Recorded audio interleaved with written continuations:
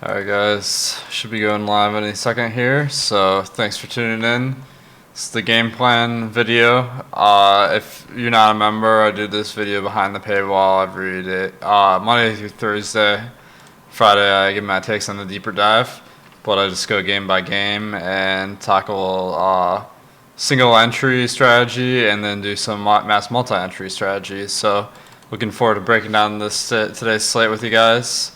Oh shoot, the volume seems to be a little bit high. Okay, sorry about that. So if you have any questions, make sure to drop them by the chat here. I also do kind of an AMA style in this video, so I will be answering any questions you guys have. I'll be checking the premium Slack chat and also the YouTube Slack chat here. So Stan says, let's get this money. Let's get it. I like it. Alright, so first game. This one's going to be a big game. Spurs at Hornets. I mean, last night was kind of a disappointment because DeMar DeRozan, he really had a poor performance. The over-under on this game is really, really low for these days, 211. Probably not the most exciting game, but there's some good DFS options here. So so Aldridge is out. That's the main factor here. Jakob Poeltl is also out. And what we saw last game is we got a Drew Eubanks start. He played about 17 minutes. I'll actually just go through the game log here because it's kind of easier to show on the site Popcorn Machine. So Eubanks, he only played like a nominal amount here, not because of foul trouble or anything. And the Pacers are quite a big front court with that Miles Turner, Sabonis duo. And then when Eubanks came out, Rudy Gay would sub in, and Trey Lyles would become the center. So that makes Trey Lyles get a few more rebounds, but he actually saw 17 shots here, which was very surprising. He's not really a high usage guy. Let's see what his career high in usage is. I guess he was a lot higher usage before he got to San Antonio, so there is a possibility that that's not like completely fluky. But one other site I like to use is NBA Wowie, and you can kind of set players on the court versus off the court. So let's set LaMarcus Aldridge off. Trey Lyles only has about 15% usage. In that game last night, it was much higher. DeMar DeRozan has 31% usage. Now this is probably a lot of bench minutes. So to balance for that, maybe I'll set a rule where it's like DeJounte Murray on the court. And then I'm only getting minutes that are less bench minutes, and he's at 28%. And let's see what his season average is. I use NBA.com for my stats. His season average is 26.7%. So if he's at 28% when Murray's on the court, and then let's do a little filter here with, let's see with Derek White, because that would be kind of like DeMar DeRozan running with the bench unit. Usually this season, one of the two has been on the floor at any given moment. So 34%. So if we suppose DeMar DeRozan is at 27% with DeJounte Murray on the court, and without Aldridge, he's at 34% when Derek White's on the court. If we say he's going to be on the court like 2/3 with DeJounte Murray, so then we get a kind of around 30%, and that'd be a big bonus. I'm hoping that people will kind of lay off him because of last night's disappointment, but this seems like a good spot to go back to the well here. I'm kind of curious how you guys feel with DeMar DeRozan right now, because I think this is going to be an important spot today. Now the Hornets side is very interesting because we have Devontae Graham out, and he's their main ball handler for the team. Terry Rozier usually is when Graham's off the court. But now Rozier is really the only guy on this team that is a point guard. So I think that he should play maybe a couple more minutes and also see a lot more assists when he's in the game. He'd be my favorite player on tonight's slate to have an above average performance. So I see I have the Express package pulled up here, and this is the ownership rank. This means on DraftKings he's the second most popular player on the slate. I think I'm gonna be over. I think the potential is huge here. Miles Bridges is their other high usage guy. So when you have a starting lineup, that's probably gonna have Cody Martin and Bismack Biyombo, two below average usage guys. They're gonna need Rozier and Bridges to pick up some of the slack. So I think there'll be a lot of shots between those two guys. So this is definitely going to be a game that I'm going to have a lot of exposure to, even though I think that as far as a basketball game, not the most exciting game by any means. Now, Cody Martin, I expect to join the starting lineup. He's a guy that doesn't have big permanent production. For that reason, you could potentially fade him, and he's going to be the 8th most popular player on the slate, given the information we know now. I have him for 27 points though, and at 4.1K, that's pretty good. I mean, he's probably going to play mid-30s a minute, so definitely an excellent spot for Cody Martin, but not a huge priority for me. I'm more interested in Rozier, and then maybe pick a coin between the other guys on the team. That made no sense. All right. Okay. Next game. I guess I should cover the other Spurs guys. I think Rudy Gay is an option because he's going to come off the bench sooner with Eubanks going out early in the game. Troy Lyles being the 5th most popular player on tonight's slate. I'm going to be way, way under that. I just think that so the minutes were really good, 36 minutes. He's a good rebounder. But 36 minutes would be the most optimistic projection if we put him at more like 33. And let's see here. I don't have the extension that tells you the points per minute, but I think that he's not a very good fantasy guy. So I'm curious what you guys are thinking with Trey Lyles right now. Jo says, is it time to jump off the Trey Lyles train? I think that I'm going to be off it, but, there's some uncertainty here because we know he can be a high usage guy. I'm not convinced by last night that he'll be a high usage guy with DeRozan and Murray on the floor. All right, Nets. Jared Allen continues to be kind of the buy low guy.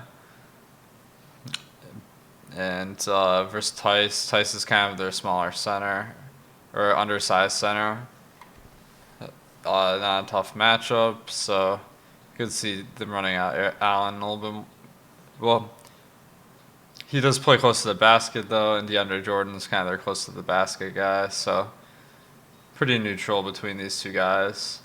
But Jared Allen is a better price, so I'm considering him as a contrarian play, given that he's not popular tonight. And on the Celtics team, Tatum's out, and that means Hayward and Brown should get big bumps.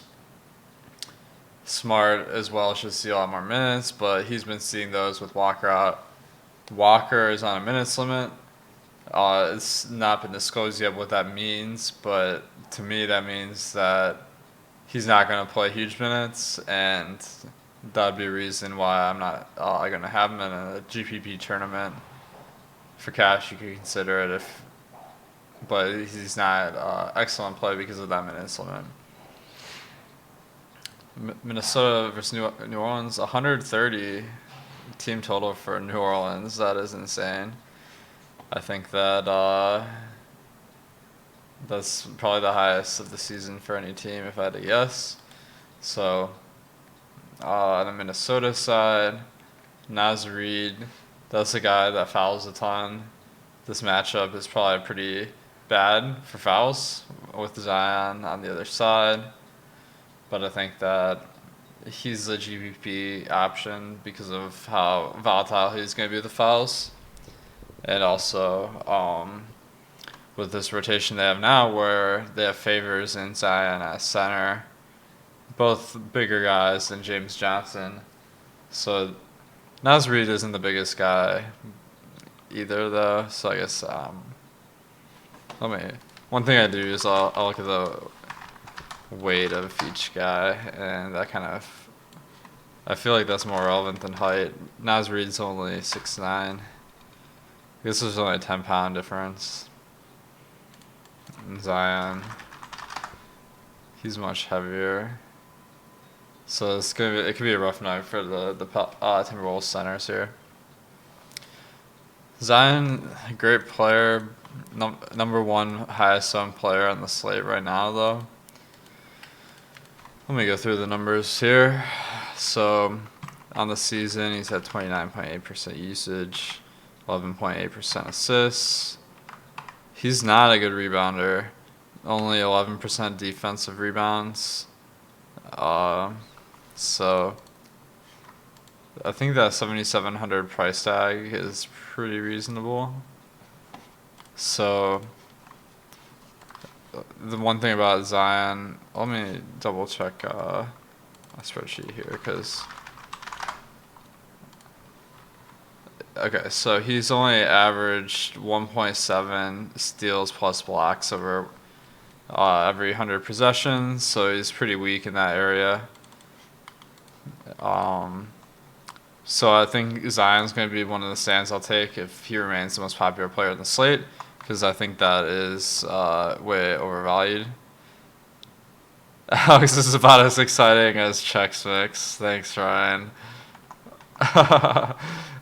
What's the deal with hating on Chex Mix? I thought that was a classic. Anyway. Alright. So Zion could be a ownership fade here. It is a great up-pace matchup in this game. It'd be great for fantasy. Yeah, there's some question marks though. The prices on all these guys are pretty reasonable though. Half of that ownership's coming just because of his name is Zion, probably. I mean, I wonder maybe he's been on a hot streak or something. There's all that hubbub about the jersey thing with him and JaVale McGee. That was kind of funny. All right. Would you set any groups for Pelicans on FanDuel, asked Andre? So a group, for anyone who doesn't MME, a group means you don't play two guys on the same fantasy squad. So two guys I probably would not play are Zion Williamson and Derek Favors. So let's bring up the game log here. Let's see. I'm trying to see how this rotation has been working. I guess. Never mind. I think that was bad advice because it looks like Melly's playing any minutes that Favors doesn't play. And Zion isn't. I guess it doesn't really matter if Zion's a center versus Melly when they're on the court together. But Drew Holiday and Lonzo Ball is a potential pairing you'd want to avoid because a lot of times they only close with one of those two guys. But because JJ Redick is injured, there's less possibility for that. Who's your favorite Pelican for a single entry? I think that they're all pretty high owned. So it's really my favorite guy. I think they're all pretty equal, honestly. So I think Zion Williamson's just a little bit too high owned for the potential. So I'd go with Ingram or Holiday in single entry.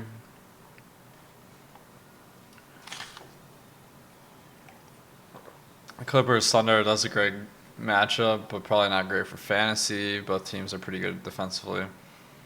Paul George could be an option because he has potential to come off this minutes limit, and that could result in bigger fantasy potential. And this 3-point spread should mean that we get some more minutes on average for Leonard and George. On the Thunder side, not seeing a whole lot. Nerlens Noel is the guy that you can take a flyer on, but next to Drew, Zion, Brendan Ingram, I think, you don't want to stack up the Pelicans unless you really want to take a lot of Timberwolves because it's hard for them to overperform and also keep the game close. What do you say a group for Beasley and Russell? I think they're fine to have in the same lineup. I mean, they probably don't get many assists to each other, but this game's going to be really fast-paced, and the prices are decent, but not great. Okay. Okay, so Thunder, just Nerlens Noel is kind of a salary saver. There are very few sub 4K guys that are in play tonight, so Nerlens Noel is one of the few that I feel confident has potential. Although last game they played Muscala quite a bit, which was a concerning thing. All right, Golden State Warriors. I think that. All right. The injury situation is Draymond Green is out, Kevon Looney's out. They signed Chasson Randall, and I think that Chasson Randall is going to take some of the point guard minutes, so I'm expecting him to back up Poole. Poole actually came off the bench last game, but that was an injury thing, I'm pretty certain. I'm expecting the starting lineup to be Poole, Damian Lee, Wiggins, Juan Toscano, Anderson. Oh wait, hold on. If Poole starts, then Toscano, Anderson will come off the bench. I'm pretty sure. So let me go back to this game log. This is 2 nights ago.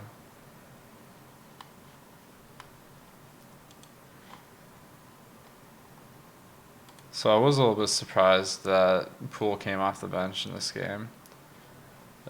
Shoot, I'm lagging a little bit. Okay. So Lee was starting at point guard. They might just start the same starting lineup, actually.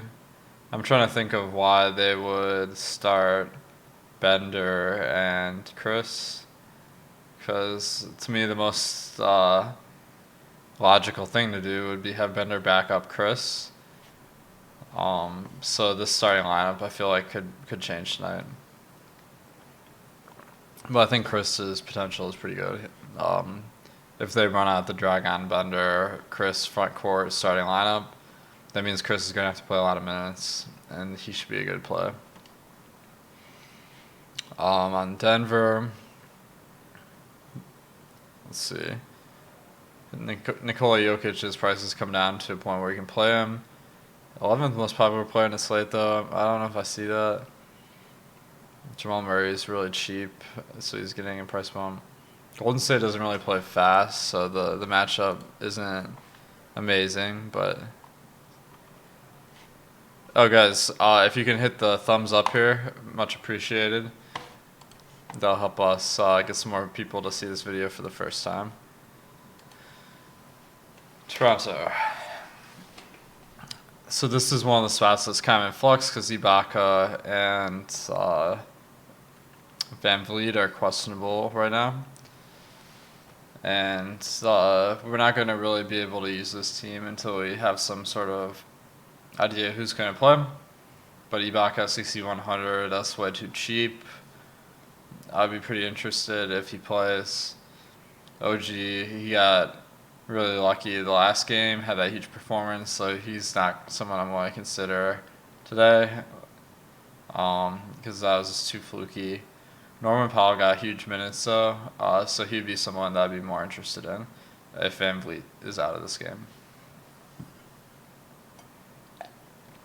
On the other side, Booker, he's I mean, it should be a good spot for these guys without Kelly Oubre, but this matchup versus Toronto is pretty tough. So I'd put him in a good but not great category.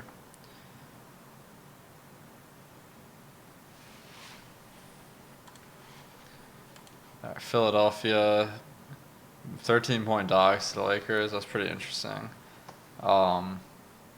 We saw in the last game that Josh Richardson missed most of the game, and then they started a totally different look in the second half here versus Clippers. So they started, instead of Gunn Robinson, they started Thibault, and instead of Richardson, they started Scott.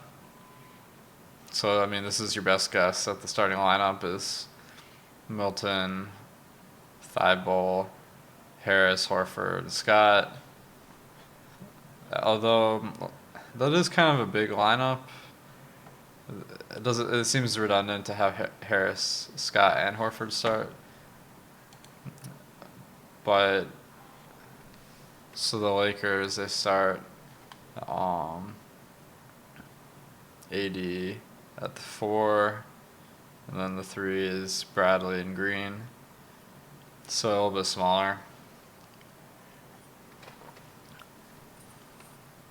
But the main guys I'm interested in here are Horford, Harris, and Milton. I feel like they're the high usage guys.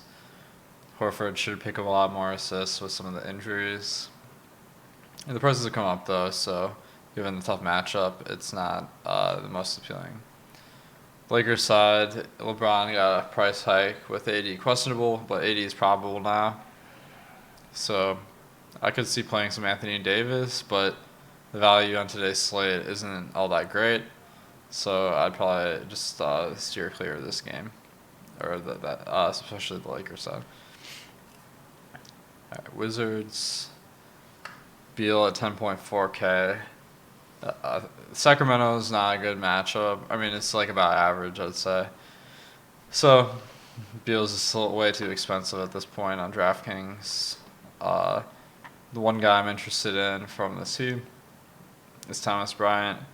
He started the last game for the Wizards and for Sacramento. They have Harry Giles and Alex Len. So I think that we're going to see more Bryant and Wagner this game. The last game, we didn't even see Jan Mahimni play at all. So if it's just a Bryant or Wagner rotation, that could be pretty big for one of the two. We did see some of past Knicks play last game, though. And I think that he could... He only played because of the blowout, I'm pretty sure. It was pretty much over by the end of the first half. Okay. Is Rozier a lock? Asked Malik. Or if they due to higher ownership. I think he's the real deal tonight. I just think he's going to get way too many assists and too much usage without Devontae Graham. They basically don't have anyone else that can distribute the ball. So it's going to be the Rozier show. Devontae Graham's really limited Rozier's production this year because he has the ball so much. So I think this is a green light for me.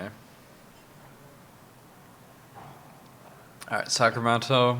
I think that pretty good matchup versus the Wizards. This one the best in fantasy. 8K for Fox. That's pretty reasonable. The rest of the team, though, more GPP plays. The prices don't seem particularly good. So I'll just leave it at that. All right. So now I will build some lineups, do some single entry stuff. I got a question from J12. Are there any Golden State Warriors who wouldn't play in the same lineup? So I'm not planning to play a ton of Warriors, to be honest. Pascal is always interesting coming off the bench. Wiggins, I think, is a little bit cheap given that he's the main guy in Golden State right now. But this matchup's pretty tough. Denver is one of the worst matchups. Do you think this game gets small with some Bertans at the 5 for Washington and some Bielitsa at the 5 for Sacramento? That's Cam. I think that Bielitsa's a pretty big dude, so I mean, they could put in Hachimura for sure. I think Hachimura is really the guy that plays more center. So that is a concern. I don't think Wagner and Wagner. Sorry, I lost my train of thought here. So the one of the factors here is that Giles and Alex Line played about 48 minutes combined last game. I think they did play all 48 minutes. So Alex Len is getting a lot more minutes. Now that may have been reaction to the team they're facing, but Harry Giles have been averaging about 26 minutes. So I just don't see much reason. There's not much reason on the Kings matchup to go small. So I don't think they'll go small more than usual. And we have seen a lot of games where Bryant and Wagner played good minutes together, but now that Hachimura is back, I don't think they're going to combine for 48 necessarily, although it's possible. Thoughts on Michael Porter Jr.? I think Porter Jr. is a decent play if Millsap is out. That really kind of opens the door for him to see bigger minutes. But with Millsap questionable at the moment, I'm probably not going to consider Michael Porter Jr. All right, so I'm going to start my lineup here. Rozier, that's a lock in my opinion. I'm also really high on DeRozan. So I think that is a nice start to my lineup. Cody Martin is someone I'm pretty interested in because it is hard to get a cheap guy that you like on this slate. So let's consider. Jalen McDaniels, 17th most popular player. That is peculiar. Okay. So Jared Allen, right off the bat, strikes me as maybe a good contrarian play. So that'll be something I consider. The Pelicans guys are all good, but not great, given the ownership. I don't mind making some lineups without any Pelicans, so I'm going to try to build a lineup here without any of the Pelicans in it.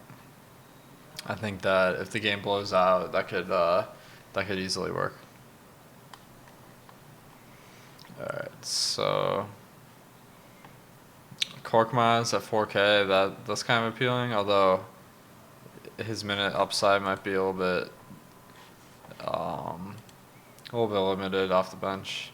Oh, guys, by the way, this is what the lineup builder with our Express membership looks like. So the Express membership is an alternative we came up with to set a lower price point for people who are just getting started with DFS. It's only $5 a week, and you get the rankings, the ownership, the lineup builder. You get this video, you get the deep dive article, the live blog. So I definitely recommend checking that out. And if you use the promo code GAMEPLAN, you can get 50% off your first week. So it's only $250 to try it out for a week. So it's a nice little deal we got going on here. And that also works for the full membership, where you get the projections, boom bust, ownership projections, and etc. for half off your first week. All right. So I feel like 7K for Horford. I feel like that's a reasonable price. So given that he's not very popular tonight, I don't mind him as kind of a contrarian way to build an lineup here. How many minutes do you think Pat Beverly plays tonight? Is he in play on DraftKings? That's a great question. He's another guy coming off injury. 19th most popular player of the night. So let me pull up this game log. 24 minutes here. I'm just thinking that with Reggie Jackson on the team, Beverly's not going to see that 20 or that 30 minutes a game that he had been seeing. In this game, it looks like Lou Williams was subbing in for Beverly too, which would be concerning. So he's not someone I'm hugely interested in, but I wouldn't be surprised if he settles around maybe like 26 minutes a game. Let me see what I have in my projections. I have him at 24, so I guess I should change this. His average on the season is 28. His usage over the last few games has been pretty much minimal, sub 10%. I think he's only played 2 games off being injured. but not. He's cheap, and that is very valuable tonight because it's hard to build a lineup. So he would be someone that I consider. But I like a balanced build today a little bit more. Thoughts on Reggie Jackson as tedious. So what I'm looking for in Reggie Jackson is what has his usage been in LA? It's been about 17%, and his price is 4,500. So that wouldn't be really someone I might get to. All right.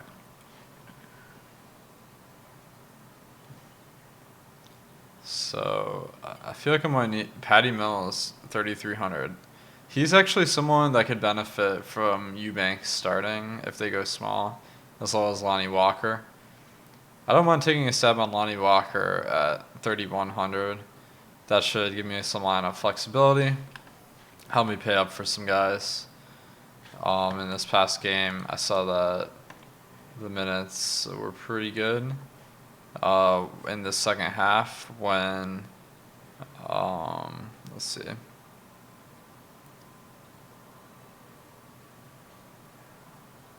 Oh, Bellinelli's out. That's the key thing here. So a lot of times Lonnie Walker loses minutes to Bellinelli. In the second half when Bellinelli didn't play, he saw 12 minutes, 13 minutes. Although he didn't play without Bellinelli, or they didn't have any time where they both weren't on that court here. So I'm kind of talking myself out of this play. I don't think it's that good. Jaylen Brown, I feel like that guy's a lock today. Just should get the usage without Tatum, and he's the only Celtic that I'm not really concerned about the minutes.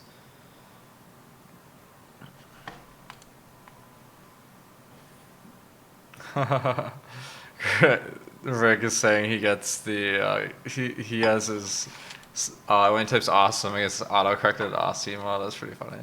All right. So the Magic 8-ball question of the day: who's gonna get more minutes, Jared Allen or DeAndre Jordan?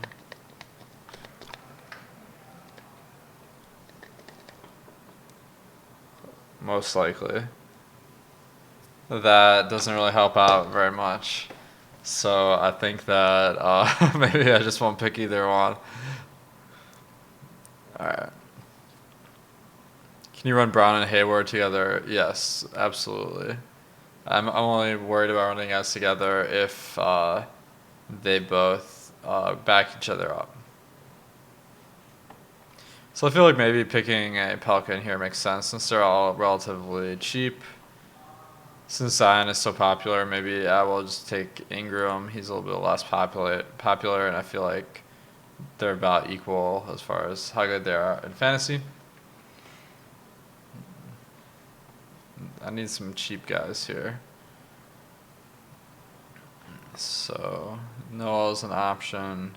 Beverly's an option.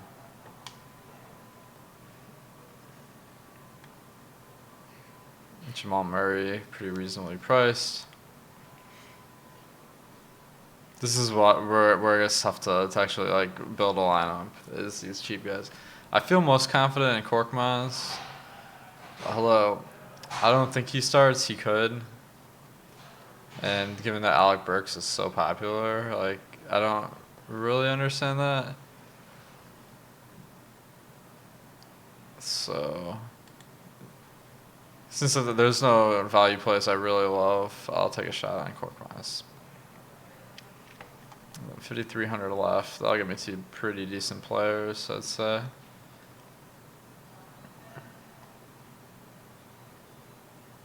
So let's see here. Naz Reid, I mentioned, is kind of a contrarian option. Since my lineup is pretty chalky so far, I got 5 guys within the top 15. Maybe I'll go with Naz Reid. He fouls an absolute ton. So I think that very risky play. I'd only take him because of the ownership. Then 5,400. Let's see here. Pascal is someone I feel like, he probably comes off the bench and plays 30 minutes, but there is potential for more. He could get a surprise start. I don't think that Warriors lineup's locked in stone. And then, let's see, Harrison Barnes is 5,400. Hachimura, decent options. We always put Pascal in. And then I'm getting this feedback on my lineup. Contrarian ranking 50 to 60%, value ranking above 90%, so that's pretty good. Getting a lot of Horford and FanDuel crunches. It says OLT, should I be concerned about him facing the Lakers front court? I mean, it's a tough matchup, but there's a lot of positives going in Horford's direction. I feel like he matches up pretty well with AD, and I think that he should get a lot of assists without Simmons and Embiid in the game.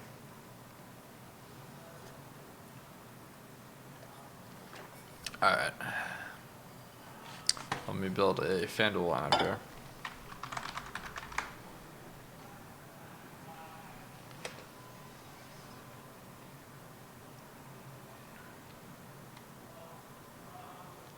So apologies about the little delay here.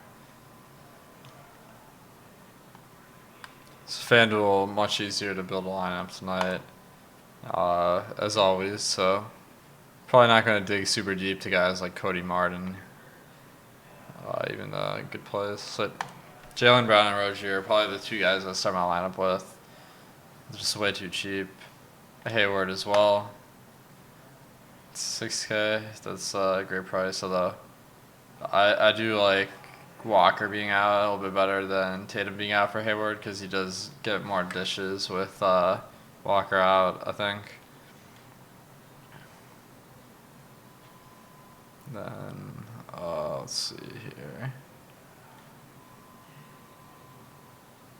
Pascal, pretty cheap on FanDuel. But, wow, Booker is only 7,500. That's way too cheap. And Lowry is 6,900. Like, that's pretty insane.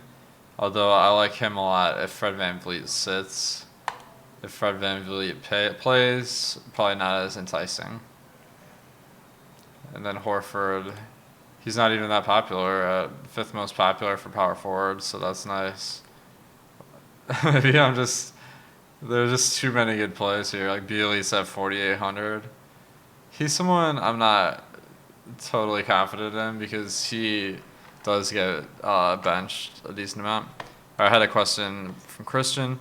How's the blowout model for Denver versus Golden State? I need to publish this on the site tomorrow. 28% blowout, so not overwhelmingly like, but a significant possibility. How do you like Lou Williams? Honestly, like I want to like him because he's such a high variance guy, but he has some huge minutes concerns.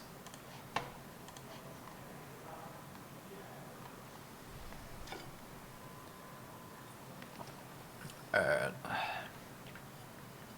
I need a center here, so Chris is someone I'll consider.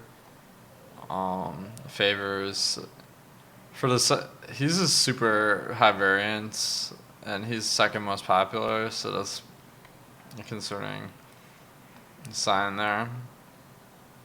Biombo got a huge price bump. It's kind of funny. I'm not seeing any real good pay-up options at center, except for Aiden.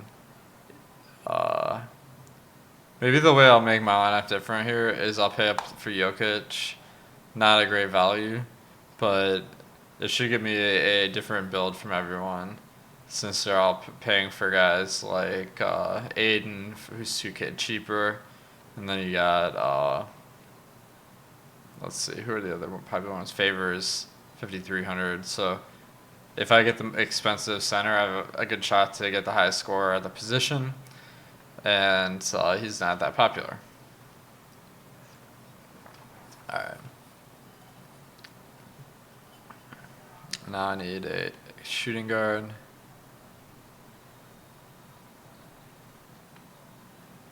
Norman Powell, if Fred VanVleet sits, will be pretty appealing. Um, DeMar DeRozan, I can't get away from him here.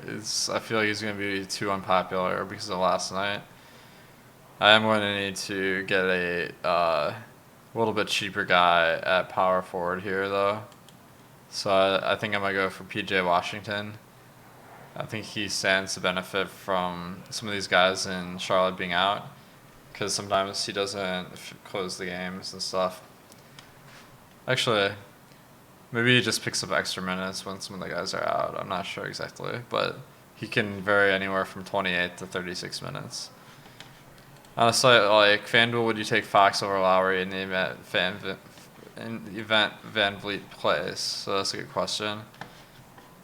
I don't know the game time offhand, but I think that that's why in my projections I have it like Van Vliet's playing half the time because it kind of like covers half the possibility that Lowry's not that good to play. Yeah, I think 6,900 is fine if Van Vliet plays. It's not as exciting, so I probably still favor Lowry. All right. I got 4,100, so I need a budget power forward here. There may not be, really. Michael Porter Jr., if Millsap is out, that would fit the bill. Okogie is power forward somehow. That's kind of interesting. Not a player I love, but the potential's there starting. I feel like Porter Jr. is pretty high variance, so I don't mind taking a shot on him. DA says, do you think Tobias' volume is a lot higher because of injuries, or will the Lakers force the ball out of his hands? I think Tobias is a good option. I mean, they're gonna have to score between Harris, Horford, Milton, basically. So I think they're all gonna get their shots. Tony says, in single entry GPP, is it worth it to fade Rozier? I think Rozier is the best player on the slate. And I don't think the Hornets are very popular as a team, so I feel like a lot of people who don't approach DFS as seriously might overlook Rozier. So I think that I'm going to feel pretty confident locking in Rozier tonight. Any groups you said on the Timberwolves? So I wouldn't want James Johnson and Naz Reid together, but I don't think either are like particularly great plays tonight. Any groups you said? Sorry, that was the question. GG says, so based on the lineup you're building, you'd say this is a balanced night. I think so, because there's no overwhelmingly good value. Like, we don't have any Jakob Poeltls. Like, that might be a bad example, but there's no, like, min-price guys that you can feel confident are going to get 25 points or more. Alright. New to the channel, has he done a mock DK lineup yet? Yeah, rewind about 10 minutes. This dude is high, don't listen to him. Rozier will go for 28 points. What? I don't understand the logic of that, because, like, are you implying that high people can't make good fantasy picks? I don't really, I'm not really into it, but I wouldn't hold it against someone if they were giving me picks and they're high. That's what I'm saying. Paul George or Jaylen Brown in FanDuel. I think Jaylen Brown's a much better spot. Last time Rozier was a lock at his price, he busted with a 78% boom rating. 78%, yeah, I think that there is, I mean, the Hornets aren't a very good team. There's a good chance they go out and do poorly tonight. They did have a run of several games where they failed to crack 100 points. But this price is just too good, and I feel like he's not popular enough as a player. The stats are all in your favor if you take Rozier tonight. Let me just go through the stats again here. So Hornets, and we don't have Devontae Graham. Let me even put in one of the starters here. So let's say you have Miles Bridges. Okay. So Terry Rozier, 24% usage, 31% assists. Basically, like, these are the stats of someone who should be about, like, 8K, I think. Maybe 7K, 7 to 8K. Tonight, he is 6,100 and 5,700, so I think that he's way too good. Excuse me, EM2 bong hit fish won $100 million. 100K.